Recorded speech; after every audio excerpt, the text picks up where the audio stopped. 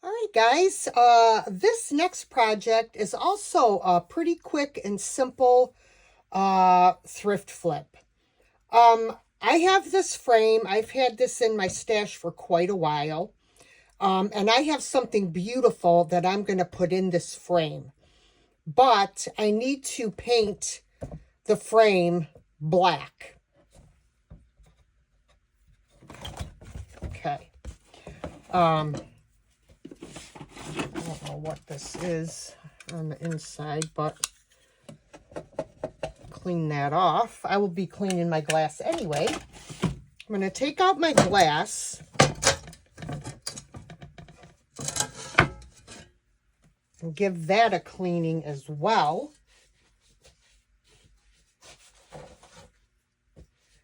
And I also am going to have to put my hanger in a different spot because it is not a landscape picture that I'm going to put in here. All right. We are going to give this a coat of black chalk paint.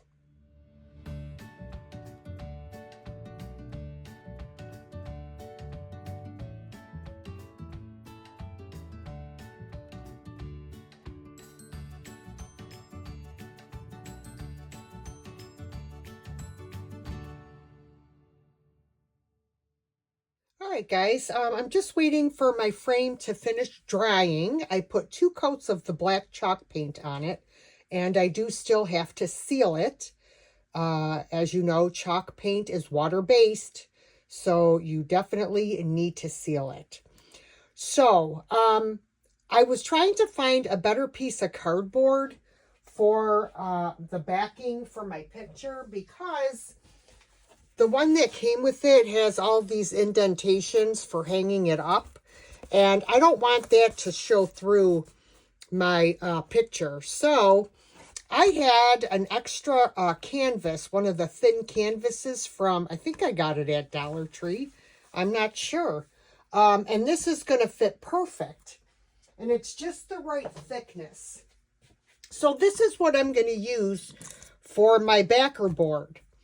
Now, the picture that I'm going to put in here is actually a canvas print that I got from Temu. And I love this picture. Look at how pretty that is. Trying to get you to see it without the glare. And it almost fits, you know, perfectly on here. So what I'm going to do is a section at a time. I am going to use Mod Podge to decoupage this onto my backer board. All right, I'm going to start from the bottom and work my way up. So I'm going to fold this. Now you're going to need quite a bit of, you know, a decent amount of Mod Podge to get the canvas to stick.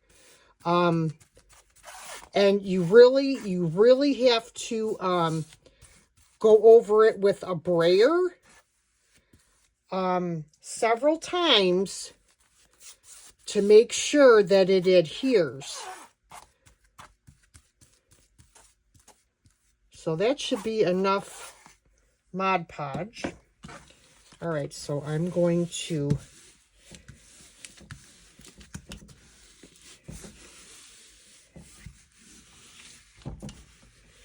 now the prints come rolled in a tube. Now, of course, you can't iron these because they're plastic. They're canvas. So you have to work them out. You have to work out the wrinkles. You might be able to steam them.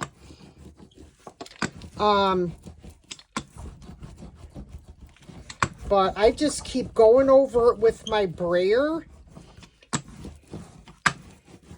and try to get the wrinkles out and get it flattened out.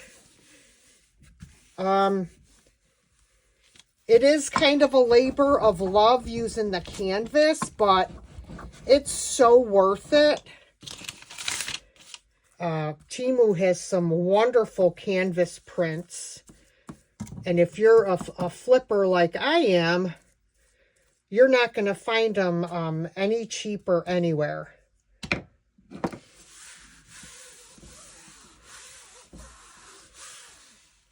Okay, I'm gonna spin this around this way, and I am gonna go over the entire picture with my brayer. All right, I am now going to take my X-Acto knife, and I am gonna cut the excess canvas off.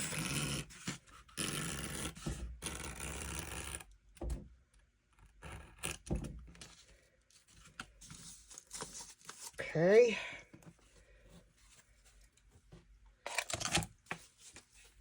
And there it is.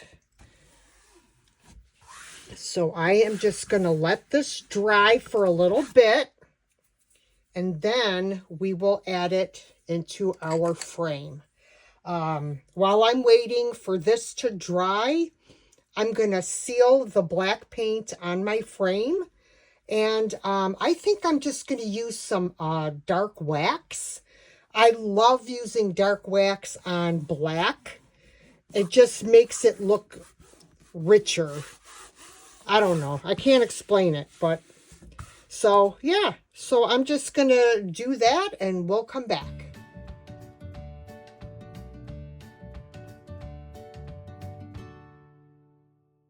Okay guys, it's now time to reassemble our picture. So I cleaned my glass. So I'm going to put that back in. And I know it's going to give me a hard time because of these pegs. I have to make sure they're bent up enough for me to put the picture back in. Yay! Okay. Now we will take our picture, the hanger, to the top.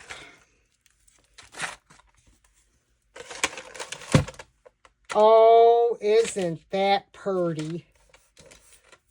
Oh my goodness. Oh, guys, let me know what y'all think of this project in the comments, because I just think this came out gorgeous. All right, guys, I'm going to show you how I do the back of my frames. This is not the normal brown paper I would use. It's usually thicker than this, but this is just brown craft paper. There's a couple different ways that you could do this. You can cut the paper the exact size of your frame and hot glue the paper on, but this time I'm going to use brown paper tape, and I am just gonna, I cut the paper a little bit smaller than the frame so that my tape will have a surface to adhere to. So I am just gonna rip a piece, and I'm gonna butt it up to the edge of the frame, just like that. And then I'm gonna do the same thing all the way around the frame. This one's a little too long. All right, and then what I do is I turn my frame over and I take my X-Acto knife and cut off the extra tape. And that's it, guys. That's it for finishing the back of your photo. Oh, of course, I have to put my hanger back on. But yeah, that's pretty much it.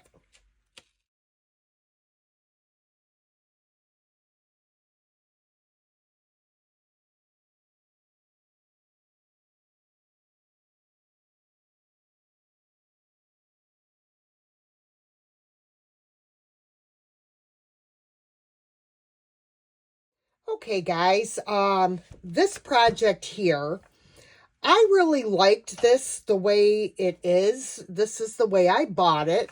It's this beautiful metal tray with this gorgeous butterfly paper on it, but of course it is coming away from the edges. And it hasn't sold. And what I'm going to do is I'm going to paint all of the metal black. I'm going to paint the center part white and then put some decoupage paper on here. So the first thing that I need to do to start off this project, and it's a great thing, is unscrew the bottom of this from my metal frame.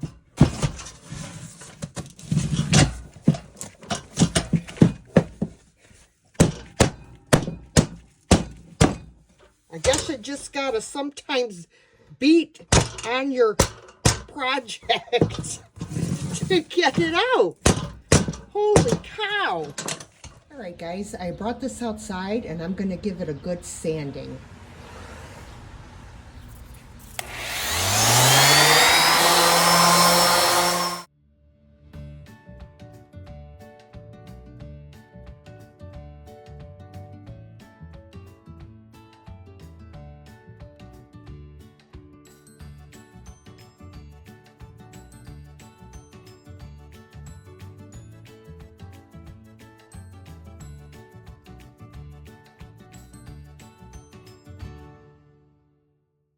Okay, guys, while I'm waiting for the rest of my tray to dry, I did give this a couple coats of Waverly Plaster Chalk Paint, and I also gave a coat of black to the sides and the bottom as well.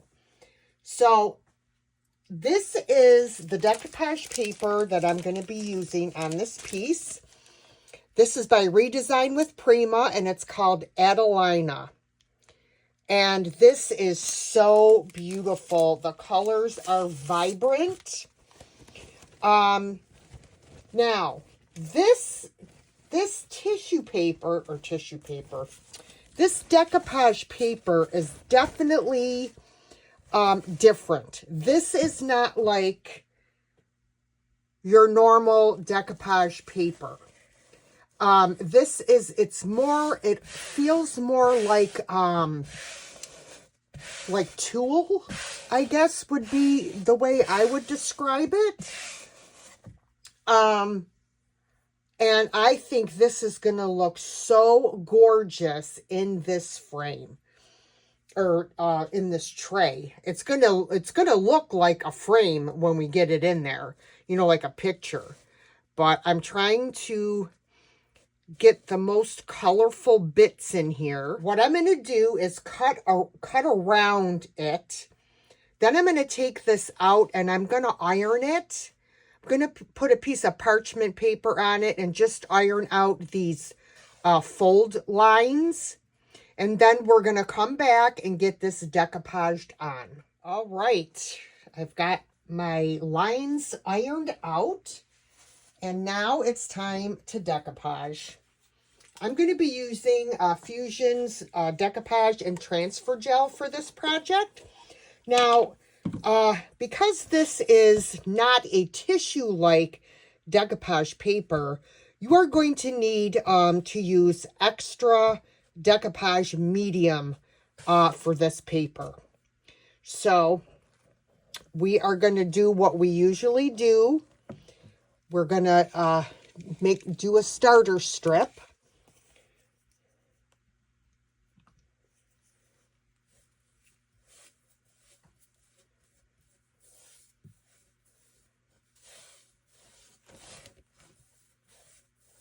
Now this paper, I don't spray. I don't know if you can, but I have not done that before with this type of paper. So someone will have to let me know in the comments if you know if you should spray this type of decoupage paper, because I do not know. All right, I have my whole sheet applied And now we have to let this dry completely. Once it is completely dry, I will go around and cut off as much of the excess as I can with scissors. And then the little bit that's left, I will sand off with some sandpaper. All right, guys, we are nearing the finish on this item. So I put this back in. I still have to screw it in from the bottom, but actually I really don't have to because you saw how hard it was for me to get this bottom piece out. So I may or may not put the screws back in. But anywho, I would like to put some rub and buff on these handles. Some gold rub and buff. So just on the wood part. If they weren't already spray painted, I may have left them the wood color, but since they were already painted, I figured, let's give a little bit of bling to the handles. So, as I've said in past videos, rub and buff goes a very long way. So you do not need a lot of this product. So, I mean, you could probably have a tube of rub and buff for like a year. I mean, that's how far it goes. So, squirt some out on the paper. But it's a fantastic product. I love it. And darn it, didn't I just get it on my black? I'm trying to be careful, but apparently I'm not being careful enough. I'll go come this way with it when I put it on so I don't hit the other handle. I think this is just going to add that extra something special to this piece. And I mean, I think this paper was absolutely perfect for this tray. I absolutely love it. And it's a very strong paper. Like, I don't even consider it to be paper because it doesn't feel like paper. It feels like plasticky or something. It's hard to explain. If you've ever used Redesign with Prima decoupage paper, you know what I'm talking about. So there's the first handle. I'll get the other handle done and we'll come back. All right, guys. This is our finished product. I really, really love the way this came out. I was thinking of maybe putting some rub and buff, some gold around the rim. But then I thought, you know what? This gives it just enough of a pop with the handles. So I'm just going to leave it the way it is, guys. Let me know what you think about this one in the comments.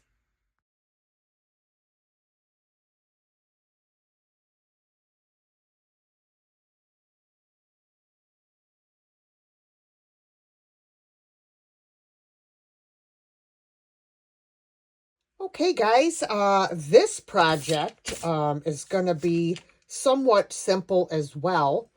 I purchased this jar at the Goodwill, and I knew I would be able to scrape off this lettering. So I went ahead and bought it, and come to find out it's actually from Target. And it wasn't, you know, like an old jar or anything like that, vintage by any means. So I don't feel bad, you know, covering it. It's not like it was a Hoosier jar or anything. So I have some plans for this jar, but the first thing I'm going to do is I'm going to try and scrape off this lettering with a straight edge razor. And see, guys, look, that's how easy it is.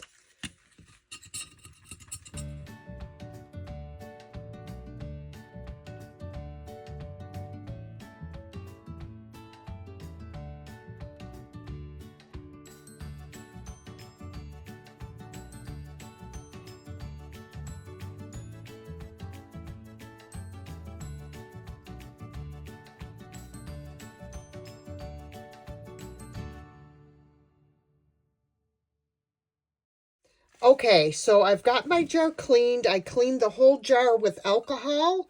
And now I'm going to take it outside and I'm going to give it a coat of a clear matte sealer. That way it'll give my paint something to stick to.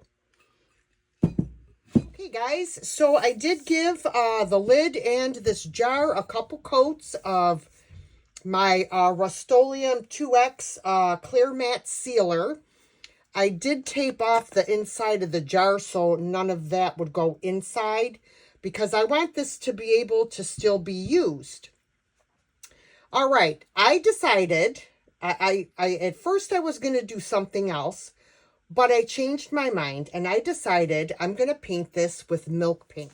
And I'm going to use Sweet Pickins Jamie Ray Vintage line Bespoke. And the color is Antique Ironstone.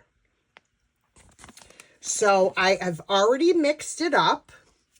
Milk paint is a powder. You mix it up equal parts powder to equal parts water. You mix it up really good for 2 minutes and then just set it aside for 10 minutes to thicken. And you want it to be the consistency of a melted milkshake. So it's been sitting here for 10 minutes. I'm going to give it another stir. And we're going to give this a couple, at least 2 coats. The first coat is what the second coat will grab onto. So let me grab a brush here and we're going to start to paint this piece.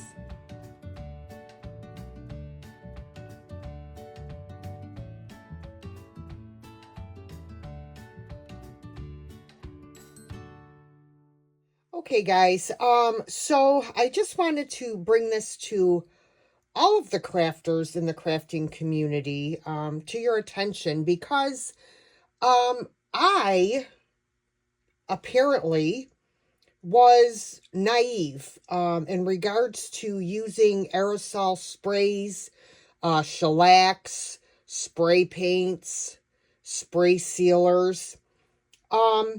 You definitely want to wear a respirator mask when doing so, even if you're outside, because I was having some issues with having a heaviness in my chest when I would breathe in deeply, and I have found it to be from using aerosol sprays without wearing a respirator mask. Now, I don't spray anything indoors. I spray everything outdoors, and it still got into my lungs. Now, the reason I am bringing this up is because I live in, upstate New York. So our weather is cold 75% of the time. So it's very hard to go outside and spray items. So when I was working on this, I'm waiting for my respirator mask to come in.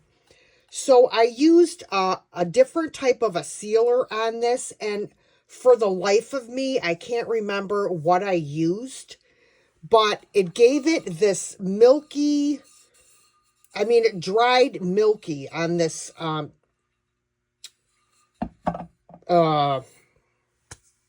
milk paint.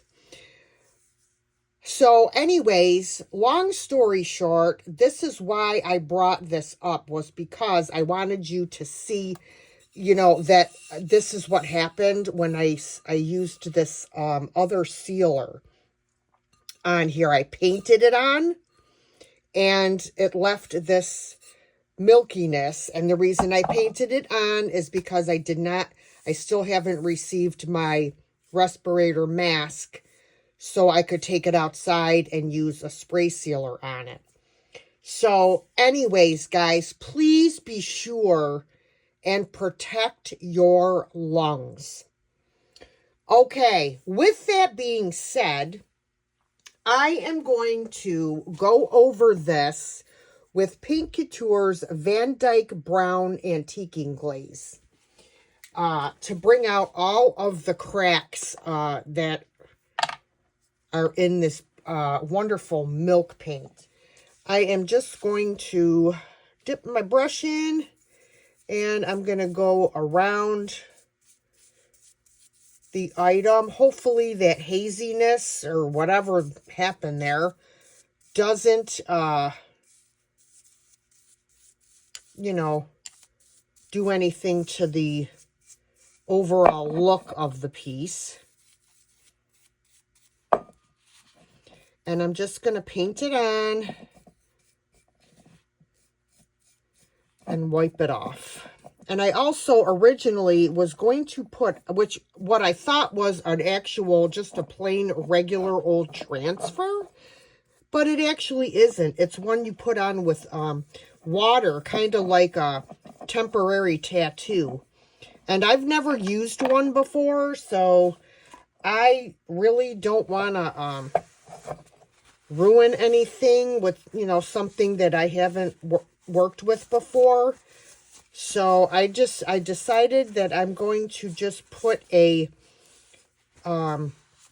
label on my jar. But this looks great on here. I love this this antiquing gel. Oh, look at that. That looks great. All right. So I am going to finish putting my glaze on.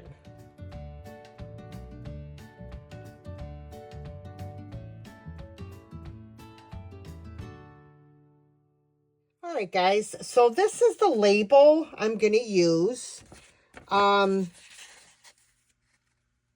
I love old vintage labels. Now, this I printed on my inkjet printer. So I am not going to use Mod Podge or any kind of decoupage medium with this because the ink will smear. What I am going to do is put it on with my Elmer's purple glue stick. I'm going to make sure that it's on here good and straight. And I am just going to add it here. Make sure I get the edges.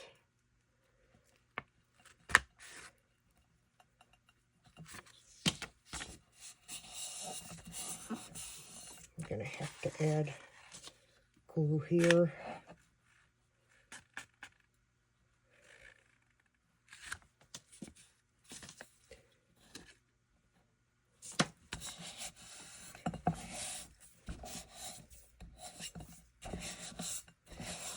I also decided that I'm going to add a little bit of clear wax to my jar. And on top of that, I'm going to add some black wax. And the reason I want to do that is because I want it to match a little bit better. I'm not happy with the background color, so to speak. So I want to try to match it a little bit better. So I will go off camera. I'm going to add some clear wax and then some black wax. And then we'll come back and see what it looks like. All right, guys. So as you can see, it matches the label a little bit better with the black wax on there. And I want it to look old and grungy. So I kind of like that. I will end up sealing the label, but I will do it with a spray sealer once I get my mask. And I do have to add a little bit of glue right there. Let me just get this real quick.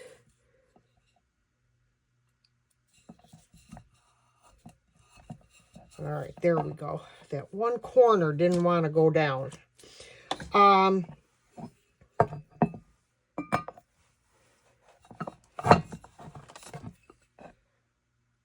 Oh, I just think this is so fabulous. Oh Oh my word. Y'all have to let me know what you think of this one in the comments. I'm really pleased with the way it came out.